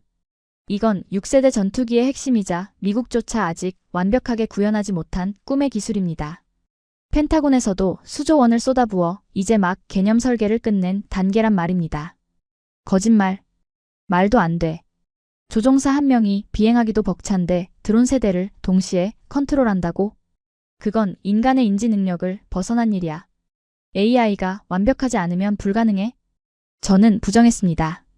아니, 부정하고 싶었습니다. 만약 저게 가능하다면 미국의 F-35나 F-22는 순식간에 9세대 유물로 전락해버리니까요. 하지만 제 비명 같은 부정은 곧이어 펼쳐진 광경 앞에서 처참하게 짓밟혔습니다. 쿠웅. KF-21이 이륙하자 양옆에 가오리 X세대가 마치 어미를 따르는 새끼들처럼 완벽한 편대 대형을 유지하며 동시에 날아올랐습니다. 관제 모니터에는 복잡한 데이터 링크망이 거미줄처럼 펼쳐졌습니다. 메인 호스트 접속 완료. 무인기 1, 2, 3 동기화율 100%. 조종사의 음성은 평온했습니다. 그는 조종관을 잡는 대신 헬멧에 장착된 시선 추적 장치로 드론들에게 명령을 내리고 있었습니다. 가상적기 출현. 수호위 57급 스텔스기 4대. 거리 100km. 시뮬레이션상의 적기가 등장했습니다. 4대1의 싸움. 정상적인 교전이라면 KF-21은 꽁무니를 빼고 도망쳐야 합니다. 하지만 화면 속에 KF-21은 물러서지 않았습니다. 대신 조종사가 짧게 명령했습니다. 가오리 1, 2. 전방산계. 미끼 기동 실시. 가오리 3, 우회 타격 대기. 그러자 믿을 수 없는 일이 벌어졌습니다. 2대의 무인기가 마하 1.5의 속도로 튀어나가 적기들의 레이더를 교란하기 시작했습니다. 적기들이 당황하여 무인기를 쫓는 사이 나머지 한 대의 무인기가 유령처럼 적의 사각지대로 파고들더군요. 그리고 쾅쾅쾅. 가상 격추 판정이 모니터에 줄줄이 떴습니다. KF-21은 미사일 한 발 쏘지 않고 손가락 하나 까딱하지 않고 적의 최정예 편대를 전멸시켰습니다. 이게 한국의 기술이라고? 저는 다리가 풀려 바닥에 주저앉고 말았습니다. 의자에 앉을 힘조차 없었습니다. 미국이 소스 코드를 잠가서 막으려 했던 건 고작 미사일 발사 따위가 아니었습니다. 바로 이 네트워크의 지배자가 태어나는 것을 막으려 했던 겁니다. 하지만 우리는 실패했습니다. 아니, 우리의 폐쇄적인 정책이 오히려 그들을 독하게 만들어서 미국보다 더 진보된 AI를 탄생시키고 만 겁니다. 우리는 제 입에서 쉰소리가 새어나왔습니다. 우리는 우물안 개구리였어. 평생을 세계 최강이라는 오만 속에 살았습니다. 펜타곤의 창문 없는 방에 갇혀서 세상이 우리를 중심으로 돈다고 믿었습니다. 한국이 우리 바짓가랑이를 붙잡고 기술을 구걸한다고 착각했습니다. 하지만 실상은 달랐습니다. 우리가 문을 걸어 잠그고 잔치를 벌이는 동안 한국은 문 밖에서 비바람을 맞으며 야수가 되었습니다. 그리고 이제 그 야수가 문을 부수고 들어와 살찐 돼지가 되어버린 우리를 내려다보고 있는 겁니다. 국장님 괜찮으십니까? 한 박사의 목소리가 아득하게 들렸습니다. 저는 고개를 들어 그를 바라보았습니다. 그의 낡은 가운, 헝클어진 머리, 피로에 찌든 눈. 조금 전까지만 해도 촌스럽다고 비웃었던 그 모습이 지금은 거대한 거인처럼 보였습니다. 반면 명품 정장을 입고 있는 저는 속이 텅 빈 허수아비 같았습니다. 박사. 저는 떨리는 손으로 얼굴을 감싸 쥐었습니다. 눈물이 손가락 사이로 흘러내렸습니다. 내가 30년 동안 지켜온 신념이 다 쓰레기였소. 나는 애국자가 아니라 미국의 눈과 귀를 가린 간신배였어. 절망은 깊고 어두웠습니다. 차라리 여기서 뛰어내리고 싶은 심정이었습니다. 조국에서 버림받고 적국에게 압도당한 패배자의 말로 제 인생은 여기서 끝이라고 생각했습니다. 그때였습니다.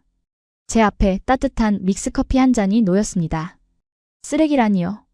너무 자책하지 마십시오. 한 박사가 제 옆바닥에 털썩 주저앉으며 말했습니다. 국장님이 틀린 게 아닙니다. 그저 보지 못했을 뿐이죠.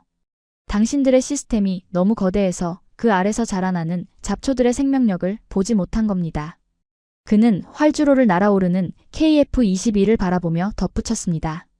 그리고 끝이 아닙니다. 국장님에겐 아직 할 일이 남아 있습니다. 할 일? 펜타곤 아이디도 삭제된 내가 뭘 할 수 있단 말이오? 아이디는 삭제되었지만 국장님의 머릿속에 있는 지식과 권위는 남아있지 않습니까? 한 박사가 주머니에서 구겨진 USB 하나를 꺼내 제게 내밀었습니다.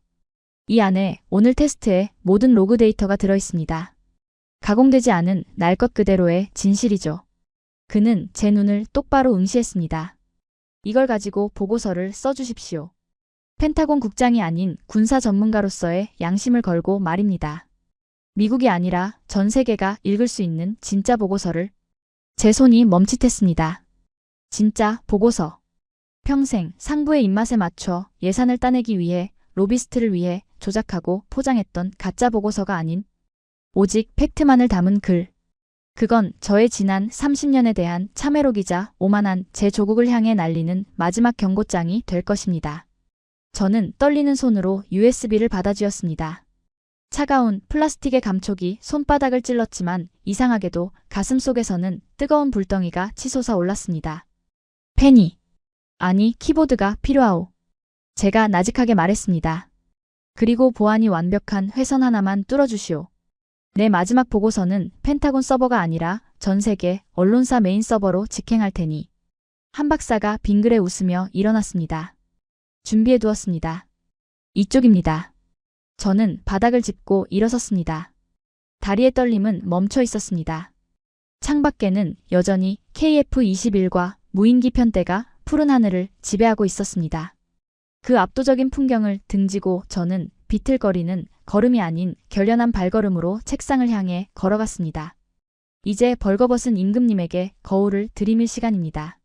제 손끝에서 시작될 폭로가 워싱턴의 그 오만한 콧대를 어떻게 꺾어놓을지 상상하며 저는 입가에 서늘한 미소를 띄웠습니다. 타닥, 타닥, 탁. 정적 속에 울리는 키보드 소리는 마치 총성 같았습니다. 한 박사가 내어준 보안 노트북 앞에 앉은 저는 지난 30년 관료 생활 동안 한 번도 써보지 않았던 문체로 보고서를 써 내려가고 있었습니다. 수신이는 펜타곤 장관이 아닙니다. 백악관 안보보좌관도 아닙니다. 수신, 로이터 통신, AP, AFP, CNN, 제인스 디펜스 위클리. 전 세계 50대 주요 언론사와 군사 전문지 편집국장들의 메일 주소가 참조란을 가득 채웠습니다. 제목부터 자극적으로 뽑았습니다. 보고서, 미국 하늘의 종말, 펜타곤이 은폐한 KF-21의 진실. 손가락이 춤을 추듯 키보드 위를 날아다녔습니다. 내용은 단순한 찬양 일색이 아니었습니다. 저는 아주 냉정하고 잔인하게 미국 방산 시스템의 치부를 도려내는 비교 분석을 시작했습니다. 논리적 타격 1. 가동률의 허상. F-35의 현재 가동률은 55% 미만이다. 부품 하나를 교체하려 해도 텍사스 본사에 승인 코드가 필요하며 대기 기간만 평균 3개월이 소요된다. 이는 전쟁 시 당신의 전투기가 3개월 동안 고철 덩어리가 된다는 뜻이다. 이건 팩트입니다. 전 세계 F-35 도입국들이 끙끙 앓고 있는 고질병이죠. 논리적 타격 2. 블랙박스의 기만. 미국은 보안을 핑계로 비행 데이터 접근을 원천 차단했다. 하지만 한국의 KF-21은 오픈 아키텍처를 채택했다. 구매국이 원하면 자국산 미사일을 마음대로 통합할 수 있으며 모든 정비 매뉴얼과 소스 코드 접근 권한을 제공한다. 이 문장은 핵폭탄입니다. 그동안 미국의 갑질에 지쳐있던 사우디, UAE, 인도네시아 같은 나라들이 문구를 보는 순간 어떤 반응을 보일지 안 봐도 비디오였으니까요. 그리고 마지막 결정타. 논리적 타격 3. 멈티 유무인 복합체계의 실체. 미국이 2030년에나 가능하다고 했던 다중 드론 제어 기술을 한국은 오늘 완벽하게 시연했다. 첨부된 4TB 분량의 로그 데이터가 그 증거다. 더 이상 미래를 사기 위해 미국에 줄을 설 필요가 없다. 미래는 이미 한국 사천에 와 있다. 엔터. 경쾌한 타건음과 함께 전송 완료 메시지가 화면에 떴습니다. 화면 속의 로딩바가 100%를 찍는 순간 제 심장 박동도 멈추는 듯 했습니다. 저는 의자 깊숙이 몸을 기대며 긴 한숨을 내뱉었습니다. 이걸로 제 퇴로는 완전히 끊겼습니다. 저는 이제 미국의 배신자이자 산업 스파이로 낙인 찍힐 겁니다. 하지만 후회는 없었습니다. 거짓된 제국의 충신으로 사느니 진실을 말하는 망명자가 되는 편이 훨씬 떳떳했으니까요. 고생하셨습니다. 한 박사가 제 어깨에 손을 올리며 커피를 리필해 주었습니다. 이제 팝콘이나 튀기면 되겠군요. 반응이 오는데 10분도 안 걸릴 테니까요. 그의 말은 틀렸습니다. 10분은커녕 5분도 걸리지 않았습니다. 통제실 벽면에 대형 멀티비전 중 하나가 뉴스 채널로 바뀌었습니다. 뉴욕 증권거래소의 현황판이 붉은색으로 물들고 있더군요. 속보, 로키드 마틴 주가 12% 급락. 서킷 브레이커 발동. 보잉, 레이시온 등 미 방산주 동반 폭락. 시가총액 300조 원 증발. 화면 속 앵커는 흥분해서 침을 튀기고 있었습니다. 방금 전 익명의 펜타곤 고위 관계자가 폭로한 보고서가 시장을 강타했습니다. 한국의 신형 전투기가 F-35의 성능을 능가하면서도 유지비는 3분의 1 수준이라는 충격적인 데이터가 공개되었습니다. 이에 대한 펜타곤의 공식 입장은 아직. 그때 제 책상 위에 죽어있던 휴대폰이 발작하듯 진동하기 시작했습니다. 발신자 표시 제한. 하지만 저는 압니다. 이건 펜타곤 지하 상황실의 비상직통 라인입니다. 아까 저를 손절하고 전산망을 끊어버렸던 그들이 급하게 보안을 풀고 전화를 건 겁니다. 저는 짐짓 여유를 부리며 벨소리를 감상했습니다. 한 박사와 연구원들이 킬킬거리며 저를 쳐다보더군요. 5번, 6번, 10번이 울리고 나서야 저는 통화 버튼을 눌렀습니다. 안녕? 국장. 자네 미쳤나? 지금 당장 그 메일 회수해. 아니, 해킹당했다고 말해. 수화기 너머로 장관의 비명에 가까운 고함이 터져나왔습니다. 평소에 그 냉철하던 얼음 장관은 온데간데 없고 겁에 질린 노인의 목소리만 남아있었습니다. 해킹이라니요, 장관님. 저는 제 아이디로 접속하지 않았습니다. 한국 친구들이 빌려준 오픈 네트워크를 썼죠. 그러니 펜타곤이 통제할 수 없습니다. 이 매국노 같은 자식. 네가 감히 조국의 등에 칼을 꽂아? 너 귀국하면 군사법정 최고형이야. 종신형이라고. 장관의 협박에 저는 헛웃음이 나왔습니다. 착각하지 마십시오. 저는 조국을 배신한 게 아닙니다. 저는 미국의 납세자들에게 진실을 알려준 겁니다. 그들이 낸 세금이 엉터리 비행기를 만드는데 낭비되고 있다는 사실을요. 국장, 제발 이러지 말게. 원하는 게 뭔가? 연금? 아니면 로비스트 자리? 로키드 마틴 부사장 자리를 주겠네. 제발 정정보도 하나만 내줘. 데이터 해석 오류였다고 한마디만. 협박이 안 통하자 금세 회유로 바뀌더군요. 그 비굴함에 구역질이 날 지경이었습니다. 저는 옆에 서 있던 한 박사의 눈을 바라보았습니다. 그는 고개를 끄덕이며 제게 힘을 실어주었습니다. 장관님, 늦었습니다. 저는 목소리를 깔고 제가 준비했던 최후의 체크메이트 논리를 들이밀었습니다. 방금 제 보고서를 본 사우디 국방부 차관에게서 문자가 왔더군요. F-35 도입 협상을 전면 중단하고 한국에 KF-21 실사단을 파견하겠답니다. 뭐라고? 그리고 하나 더. 폴란드는 이미 계약서에 도장을 찍고 있답니다. 당신들이 자랑하던 무기 수출 통제법?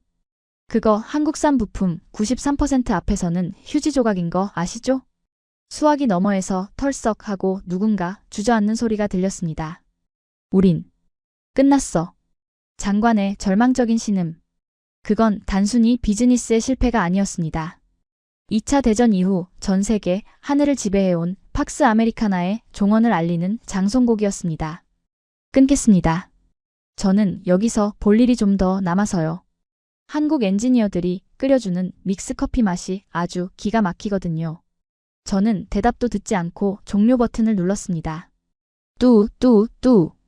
그 건조한 신호음이 제게는 승전보처럼 들렸습니다. 전화를 끊자마자 통제실 안에서는 환호성이 터져나왔습니다. 연구원들이 서로 끌어안고 모자를 던지며 울음을 터뜨렸습니다. 한 박사조차 안경을 벗고 눈가를 훔치더군요. 감사합니다, 국장님. 아니, 이제 동지라고 불러야겠군요. 한 박사가 악수를 청해왔습니다. 그 거칠고 투박한 손. 기름때가 배어 지워지지 않는 그 손을 저는 두 손으로 꽉 잡았습니다. 아니요, 박사님. 감사 인사는 제가 해야죠. 저를 괴물들의 소굴에서 꺼내주셨으니까요. 저는 창밖을 바라보았습니다. 활주로에는 KF-21 편대가 착륙하여 들어오고 있었습니다. 석양을 받아 황금빛으로 번쩍이는 기체는 마치 개선장군처럼 위풍당당했습니다. 그 뒤로 펼쳐진 대한민국의 산하가 붉게 물들어가고 있었습니다. 이제 세상은 바뀔 겁니다. 미국의 허락 없이는 날 수 없었던 하늘이 이제는 누구나 자유롭게 날 수 있는 하늘로. 그리고 그 중심에는 폐허 속에서 펜치 하나, 망치 하나를 들고 일어나 기어코 기적을 만들어낸 이 작은 나라의 매운맛 엔지니어들이 서 있을 겁니다. 저는 다시 노트북을 열었습니다. 보고서는 끝났지만 제 일기는 이제 시작이니까요. 디데이 +1. 대한민국 사천에서 새로운 하늘을 목격하다. 마지막 문장을 찍는 순간 제 가슴속 깊은 곳에서 뜨거운 것이 울컥 치솟았습니다. 그건 국적을 초월한 인간 승리를 목격한 자만이 느낄 수 있는 전율이었습니다. 자, 이제 저녁이나 먹으러 가시죠. 삼겹살에 소주? 그거 한번 마셔보고 싶었는데. 제 너스레에 한 박사가 호탕하게 웃었습니다. 각오하셔야 할 겁니다. 한국의 회식은 전투기 개발보다 더 혹독하니까요. 우리는 웃으며 통제실을 나섰습니다. 등 뒤로 들려오는 뉴스 앵커의 다급한 목소리는 이제 먼 나라의 이야기처럼 들렸습니다. 대한민국 KF-21 세계 방산 시장의 판도를 뒤집다. 회식 자리에서 마신 소주의 알코올 기운이 식도 끝을 타고 올라옵니다. 한 박사가 인생의 맛이라며 따라준 그 투명한 액체는 처음엔 썼지만 끝맛은 묘하게 달더군요. 마치 지난 70년 동안 이 나라가 걸어온 역사처럼 말입니다. 저는 지금 호텔 방에 불을 끄고 창밖으로 보이는 카이의 경납고를 내려다보고 있습니다. 모두가 퇴근한 시각이지만 저 멀리 연구동의 불빛은 여전히 꺼지지 않았습니다. 별빛보다 더 밝게 빛나는 저 지상의 별들이 오늘 밤 따라 유난히 제 가슴을 먹먹하게 만듭니다. 제 책상 위에 놓인 노트북 화면은 여전히 쉴 새 없이 깜빡이고 있습니다. 제가 쏘아 올린 진실의 보고서는 예상대로 전 세계 방산 카르텔의 심장을 정통으로 관통했습니다. 실시간 검색어 1위 KF21, 2위 대한민국, 그리고 CNN 뉴스바에는 펜타곤 긴급 대책회의 소집, 백악관 한국과 새로운 파트너십 논의할 것이라는 자막이 붉은색으로 흐르고 있습니다. 보십시오. 불과 24시간 전까지만 해도 한국을 제재하겠다고 으름장을 놓던 그들이 이제는 파트너십이라는 단어를 꺼내들며 꼬리를 내리고 있습니다. 힘의 논리가 지배하는 냉혹한 국제사회에서 대한민국은 오늘 스스로 그 힘의 정점에 섰음을 증명해낸 것입니다. 저는 낡은 여권을 꺼내 만지작거립니다. 이 안에 찍힌 수많은 입국 도장들. 저는 평생을 미국의 힘을 과시하기 위해 전 세계를 돌아다녔습니다. 약소국들에게 무기를 팔며 생색을 냈고 그들의 안보를 담보로 거만한 청구서를 내밀었었죠. 하지만 오늘 이 좁은 사천의 골목길에서 저는 처음으로 진짜 힘이 무엇인지 배웠습니다. 진짜 힘은 남을 통제하는 기술이 아니었습니다. 그것은 남들이 안 된다고 할 때 해내겠다고 버티는 옥이었고, 화려한 스포트라이트가 없어도 어두운 지하 벙커에서 묵묵히 밤을 지새우는 끈기였습니다. 미국은 돈으로 하늘을 사려 했지만 한국은 피와 땀으로 하늘을 열었습니다. 그 차이가 오늘 이 명백한 승패를 갈랐습니다. 조금 전 한 박사가 헤어지며 제게 건넨 말이 귓가에 맴돕니다. 국장님, 우리는 전쟁을 좋아하지 않습니다. 다만 누군가 우리 아이들의 머리 위를 함부로 날아다니는 꼴을 더 이상 보지 않기 위해 칼을 갈았을 뿐입니다. 그 담담한 고백이 수천 발의 미사일보다 더 무겁게 제 심장을 때렸습니다. 저는 이제 인정하려 합니다. 지난 수십 년간 제가 펜타곤의 의자에 앉아 내려다보았던 그 작은 반도 국가는 사실 제가 감히 평가할 수 없는 거인이었습니다. 우리는 그들이 미국의 그늘 아래 숨어있는 줄 알았지만 그들은 그 그늘 속에서 조용히 그리고 치열하게 자신들만의 태양을 띄울 준비를 하고 있었던 겁니다. 지금 제 눈앞의 모니터에는 한 해외 군사 블로거가 올린 글이 실시간으로 공유되고 있습니다. 왕은 죽었다. 새로운 왕에게 만세를. 그 아래 첨부된 사진은 F-22 랩터가 아닌 오늘 사천의 하늘을 갈랐던 KF-21의 비상 장면입니다. 밤이 깊었습니다. 하지만 저는 압니다. 내일 아침 해가 뜨면 세상은 완전히 달라져 있을 겁니다. 워싱턴의 전화벨은 멈추지 않을 것이고 록히드 마틴의 임원들은 줄줄이 사표를 쓸 것이며 전 세계의 바이어들은 이곳 사천행 비행기표를 구하기 위해 아우성을 칠 테니까요. 그리고 그 모든 혼란의 중심에서 대한민국은 언제나 그랬듯 덤덤하게 또 다른 기적을 만들기 위해 연구실의 불을 밝힐 겁니다. 저는 이제 노트북을 덮습니다. 더 이상 쓸 말은 없습니다. 팩트는 명확하고 승부는 끝났으니까요. 다만 이방인인 제가 마지막으로 남길 수 있는 문장은 단 하나뿐입니다. 동방의 작은 나라여, 부디 그 꺾이지 않는 마음을 잃지 마십시오. 당신들이 지켜낸 그 하늘이 이제는 전 세계가 바라봐야 할 유일한 이정표가 되었으니 창밖에는 어느새 비가 그치고 맑은 보름달이 카이의 활주로를 비추고 있습니다. 그 고요한 달빛 아래 대한민국이라는 거인이 깊은 숨을 고르고 있는 이 밤. 저는 경외감에 젖어 오랫동안 그 풍경에서 눈을 떼지 못하고 있습니다. 오늘 이야기 어떠셨습니까? 미국의 오만한 통제마저 실력으로 뚫어버린 대한민국 엔지니어들의 피와 땀. 그것은 단순한 기술의 승리가 아니었습니다. 안 된다는 세상의 편견에 맞서 된다는 것을 증명해낸 우리 민족 특유의 불굴의 DNA가 만들어낸 쾌거였습니다. 지금 이 순간에도 조국의 하늘과 바다를 지키기 위해 불 꺼진 연구실을 지키고 계실 수많은 한박사님들에게 뜨거운 존경과 감사의 박수를 보냅니다. 가슴이 웅장해지셨다면 구독과 좋아요로 대한민국을 응원해 주십시오. 저는 더 벅차오르는 소식으로 다시 찾아오겠습니다. 지금까지 감동띵동이었습니다.